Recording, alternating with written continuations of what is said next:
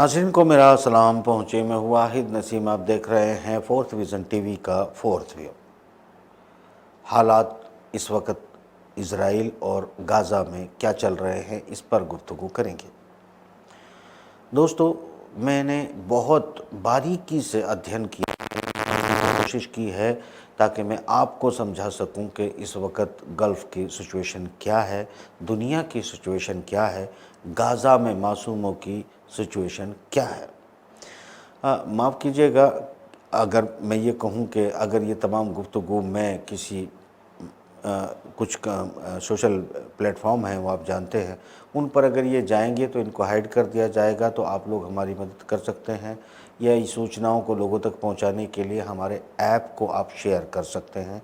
OTT live play store पर मौजूद है। अब हम मुद्दे पर थोड़ा आगे बढ़ते हैं। देखिए, कल एक वक्त दिया गया था कि तमाम गाज़ा को खाली कर दिया जाए, 11 लाख लोग गाज़ा को तुरंत छोड़ दें, और छोड़ने के बाद एक कहावत थी कि छोड़ दें, मगर उसके बाद 6 घंटे और बढ़ाए गए। मगर ये जो कहावत थी कि छोड़ दें, एक तरफ छोड़ने की बात की जा रही थी, मगर जब लोग जा रहे थे, निकल रहे थे, तो इज़राइल की फ़ौजें IDF वहाँ उन पर हवाई हमले कर रही थी, उन पर कत्लेआम कर रही थी, जहाँ 200 से ज़्यादा लोगों की जानें उसके बाद भी चली गई। यानी एक नौटंकी दुनिया को दिखावा संयुक्त राष्ट्र में जो है अपनी बात को रखने का एक अंदाज़, जिससे वो अपने आप एक नकली मानवता चेहरा जिसे जस्टिफाई कर सके, ब्रिटेन, जर्मनी, अमेरिका, फ्रांस जैसे देश उसको सपोर्ट कर सके और ये कह सकें कि देखो ये तो बड़े मानवतावादी हैं।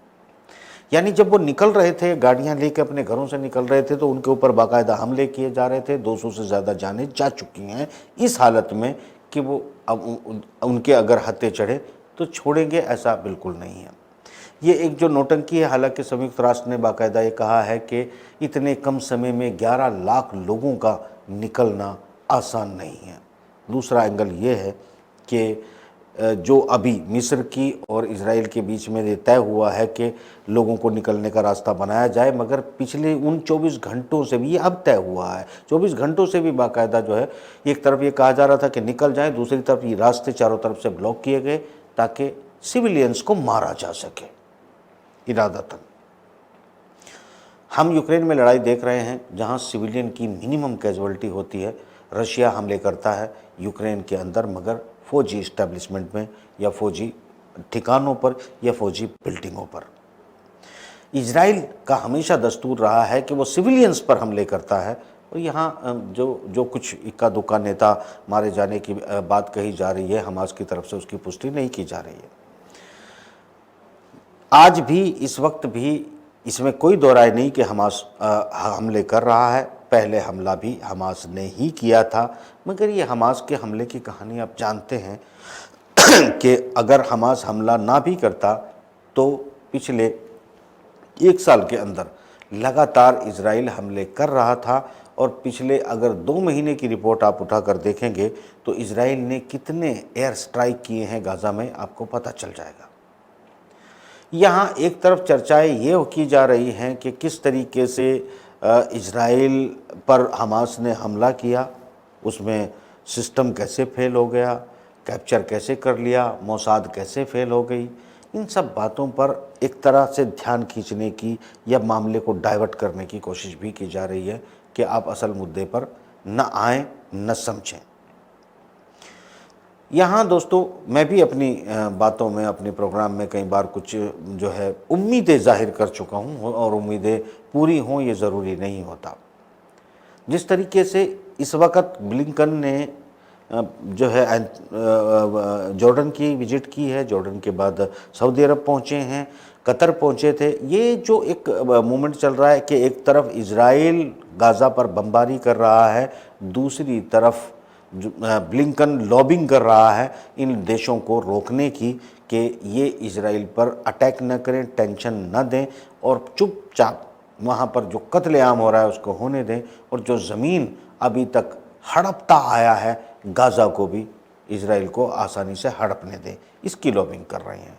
इसका सबूत ये है कि एक अमेरिकी मशहूर चैनल को जो है वो निकी हेली जो राष्ट्रपति पद के उम्मीदवार है आगे, निकी हेली जो बयान दे रही थी, आप उसकी स्पीच सुनेंगे तो आपको इसकी हेट नज़र आएगी कि वो उसका ये कहना है कि आप इजराइल पर जो हमास ने हमला किया है उसका जवाब दें और गाज़ा को प्लेन कर दें, उनको नरक में भेज दें, उनको छोड़े नहीं।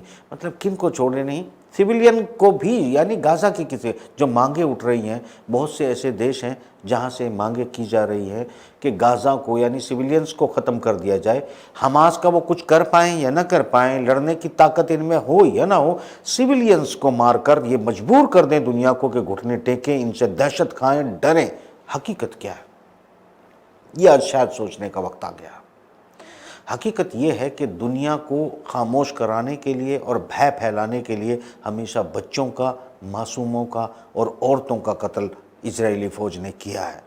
मगर दुनिया का तमाम मीडिया, चूँकि उनकी फंडिंग से चलता है, उनकी कंपनियां उसमें एडवर्टीज़मेंट देती है और उनकी लॉबिंग मजबूत है, ब्रिटेन, अमेरिका जैसे देश उनको फंड करके उनका समर्थन करते हैं और इजराइल बाकायदा अपनी करतूतों में लगातार बढ़ता चला जाता है और लोग भी उसे जस्टिफाई करने की कोशिश करते हैं। जिन्हें उन्हीं के घर से बेघर किया जा रहा है, उन्हीं को जालिम ठहराया जाता है, उन्हीं को, उनके घर को छीनने को उन्हें आतंकवादी ठहराया जाता है और जो उन पर आतंकवाद करके बाकायदा उनकी ज़मीन हथियाते आए, जो उनको कत्लेआम करते आए, उन्हें आतंकवादी नहीं, उनको एक सभ्य इंसान माना जाता है। ये इस दुनिया का दुर्भाग्य शायद है। इससे बड़ा दुर्भाग्य शायद अपने आप को वेल सिविलाइज्ड कहने वाली कंट्री, देश और ख़ास तौर से मुस्लिम जगत उनके लिए हो ही नहीं सकता। एक चीज़ मैं यहाँ आपको, और इस वक्त जो मैं देख रहा हूँ वो अफसोसनाक वाक़यात है। एंटनी ब्लिंकन जिस तरीके से अरब देशों में जा रहे हैं, उनको रिसीव किया जा रहा है, उनसे बातें की जा रही है और यानी मीटिंग और सिटिंग में अरबियों को लगा रखा है एंटनी ब्लिंकन ने। और इजराइल अपनी फ़ौजों को गाज़ा के आसपास बॉर्डर पे जो ज़मीनी ऑपरेशन है, उसको ज़मीनी हमले हैं, उनको करने के लिए तैयार है, यानी बचे कुचे मकानों को गिराने के लिए तैयार है। हमास के साथ लड़ने की ताकत है नहीं, इसलिए क्योंकि जब सिविलियंस की कैजुअल्टी होती है तो उस देश के लड़ाके यानी हमास उनके घुटने टेकने पड़ जाते हैं और अपने सिविलियंस को बचाने के लिए या उनके हमले कम करवाने के लिए उनको एक कदम पीछे हटना पड़ता है, जो अभी तक होता रहा है। यानी अब इसमें मैं ये नहीं कहूँगा कि हमास ने जब हमला किया तो उन्होंने सिविलियन को बख्शा, बिल्कुल भी नहीं बख्शा, मगर इससे पहले ये जो तौर तरीका है पिछले दशक से इजराइल इस पैटर्न को अपनाता आया है। हमास ने इस पैटर्न को पहली बार अपनाया और 1948 से लेके आज पहली बार तक इतना बड़ा हमला किया गया, जो अभी भी किया जा रहा है, जो लेबनान की तरफ से भी मेरे ख्याल से जो है, मैं आपको ये बताना और ऐड कर दूँ इसमें कि लेबनान में कुछ ड्रोन का बहाना बनाकर इजराइल ने अटैक किए। इजराइल ने जो अटैक किए उसका रिटेलिएट जो है बाकायदा लेबनान ने दिया है और लेबनान ने भी इसको पूर्ण युद्ध का एक कदम मान लिया है, घोषणा कर दी है, यानी कि वो अपने आप को जंग में देख रहा है। जिस तरह इजराइल कहता है कि पूर्ण जंग है, इस तरह लेबनान ने भी कह दिया है, यानी फ़ौजें शामिल हो रही हैं लेबनान जैसे देश की। मगर यहाँ सोचने की बात क्या है, देखिए आज 8 दिन गुजर चुके हैं। अगर चंद लड़ाके इजराइल पर आकर कब्जा कर सकते हैं, वो भी छोटे मोटे हथियारों के साथ, ना उनके पास फाइटर प्लेन है, ना उनके पास बहुत बड़े हथियार हैं, ना कोई हाइपरसोनिक सुपरसोनिक जैसी कोई ताकत है, ना उनके पास एयर डिफेंस सिस्टम है, उसके बावजूद वो सिर्फ अपने दम पर अगर इजराइल पर कब्जा करने के लिए बढ़ते हैं और कर लेते हैं, तो इस बात से आपको आकलन करना होगा कि अगर ईरान जो अमेरिका को धमकी देता है, कभी समंदर में धुएं उठाता है, कभी वो ये कहता है कि मैं फना कर दूंगा और अमेरिका में ही जाके आतंक मचा दूंगा, उनको ख़त्म कर दूंगा, अमेरिका के जहाज़ डुबा दूंगा, ये सब कोरी बातें और बकवास साबित हो रही है। अलबत्ता दुनिया इल्ज़ाम लगा रही है कि इनकी मदद जो है हमास की ईरान कर रहा है, ये भी कोरी एक बकवास नज़र आ रही है, चूँकि जिन हथियारों का भी इस्तेमाल हो रहा है उनमें ऐसा कोई भी हथियार मौजूद नहीं है जिन हथियारों का प्रदर्शन ईरान ने किया अभी तक। और ईरान फिलिस्तीन का और हमास का सबसे बड़ा समर्थक अपने आप को घोषित करता आया है। और दूसरी तरफ सऊदी अरब भी इस वक्त अपनी जो सफारत खाना खोला था उसे बंद करके सऊदी अरब भी दुनिया का सबसे बड़ा हथियारों का इंपोर्टर, जो अमेरिका से लेता है, जो ब्रिटेन से लेता है, वर्ल्ड का सबसे बड़ा हथियारों का इंपोर्टर। 34 देशों की सेनाएं वहाँ पर मुस्लिम देशों की मौजूद होती है। वो मुस्लिम इत्तेहाद की एक सैनिक बना के एक छोटे से देश यमन पर जो है बरसों बरस लड़ता है। जब बात इजराइल की आती है, मैं यहाँ जो कहना चाहता हूँ वो क्या है, यहाँ शायद मुस्लिम कम्युनिटी के जो वो लोग जो बेचारे बेवकूफ़ बनते हैं, जो इनके किसी न किसी जाल में इधर उधर फंसते रहते हैं। कभी पाकिस्तान जैसे आतंकवादी इनको बनाकर कहीं इस्तेमाल करता है, अमेरिकनों को बेच देता है। कभी गल्फ़ के लोगों को ही जमा किया जाता है और उनको कोई इस्लामिक एजेंडे के नाम पर एक झूठ मूठ का फार्मूला दे दिया जाता है और वो निकल पड़ते हैं। वो इजराइल पर हमला नहीं करते, वो इराक़ को तबाह करते हैं, सीरिया को तबाह करते हैं, यानी फिर उनकी कम्युनिटियाँ लड़ती हैं और लड़ते चले जाते हैं। वो जो सीरिया के अंदर बैठे हुए अपने आप को ये कहते हैं कि हम जो है बहुत तगड़े वाले मुसलमान हैं और हम जो है सीरिया में से कोई शिया को कहता है ख़त्म कर दूंगा, कोई कहता है सुन्नी को ख़त्म कर दूंगा। दूसरी तरफ आप कुर्दों को कहते हैं कि सलाहुद्दीन अय्यूबी कुर्दी हुआ करते थे और बहुत बड़े लड़ाके थे जो अटैक करते रहते हैं, इराक़ में भी जो करते रहते हैं, सीरिया में भी जो तुर्की को फना करने का ख्वाब रखते हैं। इन सब में से किसी एक की गुलेल और उंगली तक इजराइल की तरफ नहीं जाती, जबकि चंद लड़ाके हमास के गुलेल लेके इजराइल पर कब्जा कर लेते हैं। तो इजराइल की ताकत 0/0 है, ये सब जानते हैं अगर कोई लड़ना चाहे। मगर सवाल मुझे ये लगता है आज की तारीख में कि मुस्लिम जगतों पर बैठे हुए रहनुमा असल में मुस्लिम कम्युनिटी को धोखा देते हैं और ये सब के सब एजेंट हैं अमेरिका के बैठे हुए अमीरों के और इजराइल के लिए काम करते हैं। ये मुसलमान भी हैं कि नहीं है, मुझे आज इस पर डाउट हो रहा है। बड़ी सीधी सी बात है,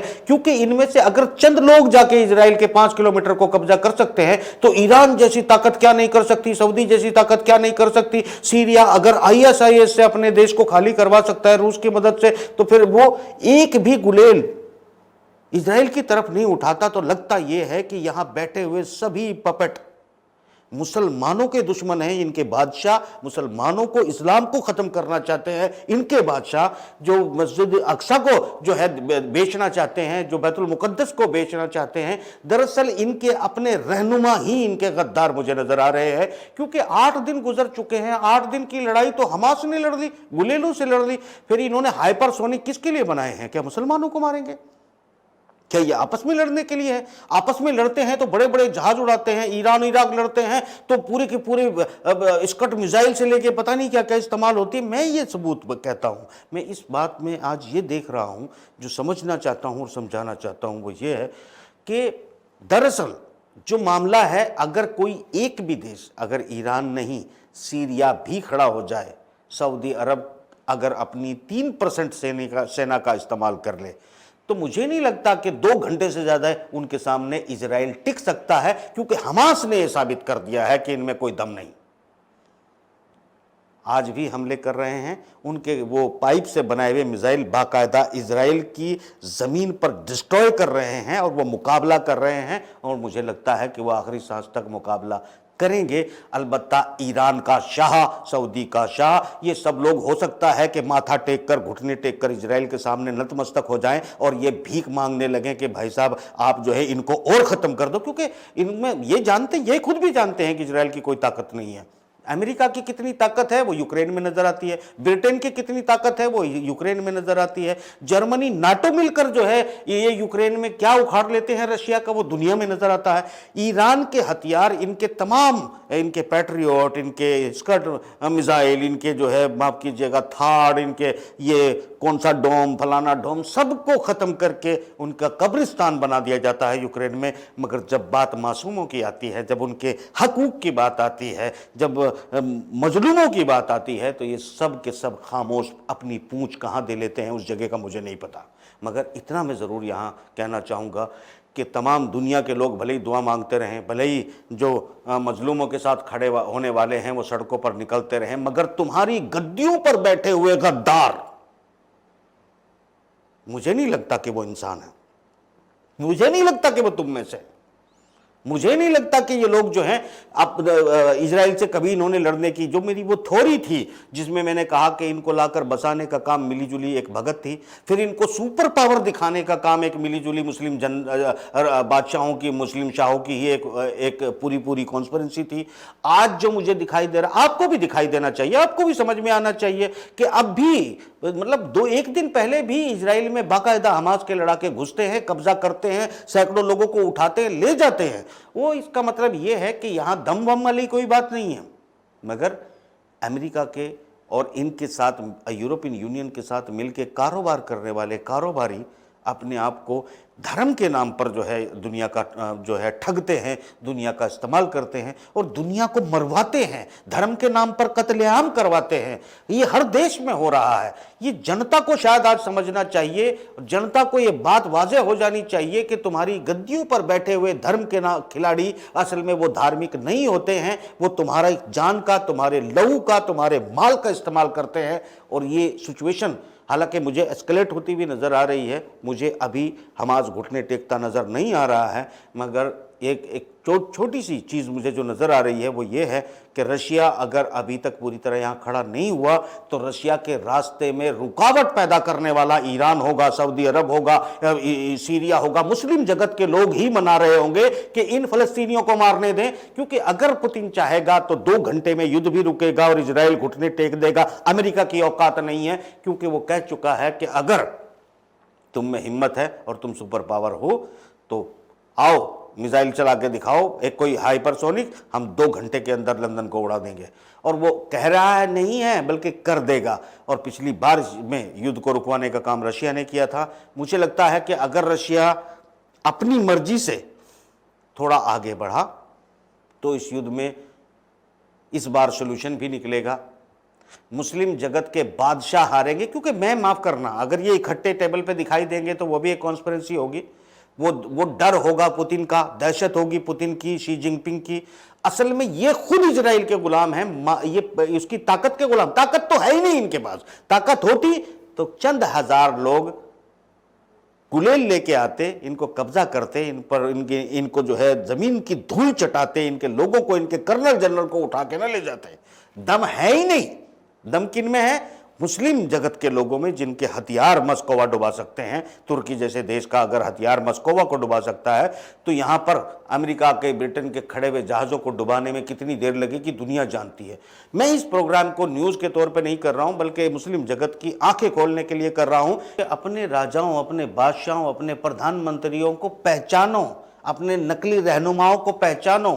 जिसे हमास ने यह साबित किया है कि मुश्किल से 2-4 हज़ार लड़ाके इजराइल में आते हैं, उनके तमाम हथियारों को तोड़ देते हैं, उनको कैप्चर करते हैं, उनके जनरल कर्नल फौजों को उठा के ले जाते हैं और सड़कों पर खुला घूमते हैं। तो इसका मतलब ये है कि इस देश में ताकत नाम की कोई चीज़ है ही नहीं।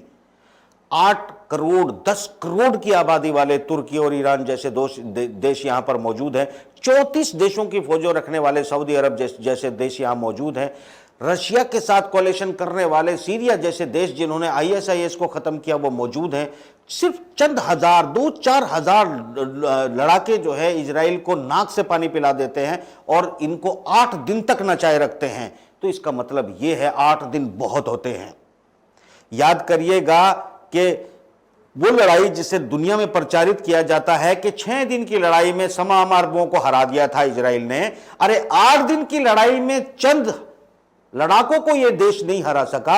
इसका मतलब मेरी जो सोच है, मेरी जो मुझे जो दिखाई देता है वो बिल्कुल मुझे दुरुस्त दिखाई देता है। अपने गद्दारों को पहचानो, अपने काम करो। इनके काम ना आतंकवादी बन के आओ, ना इनके समर्थक बन के आओ। अगर तुम इस्लाम के मानने वाले हैं, शांति और अमन की बात करके अपने सही रहनुमाओं को चुनो, गद्दारों को भगाओ, क्योंकि इस बीच में बहुत सारे गद्दारों को चुन के लाया जाता है। धर्मों का सिर्फ नाम का यूज़ किया जाता है। इसका लड़ाई और इन जगहों से कोई मतलब नहीं है, और अगर होता इन लोगों का कोई मतलब तो वो आज नज़र आता। तो लेबनान आगे कितना बढ़ता है देखेंगे, हमास कैसे हारता है या हराता है ये भी देखेंगे, रूस डायरेक्ट एंट्री कब करता है ये भी देखना होगा। फिलहाल इजाज़त दीजिएगा, खुदा हाफिज़।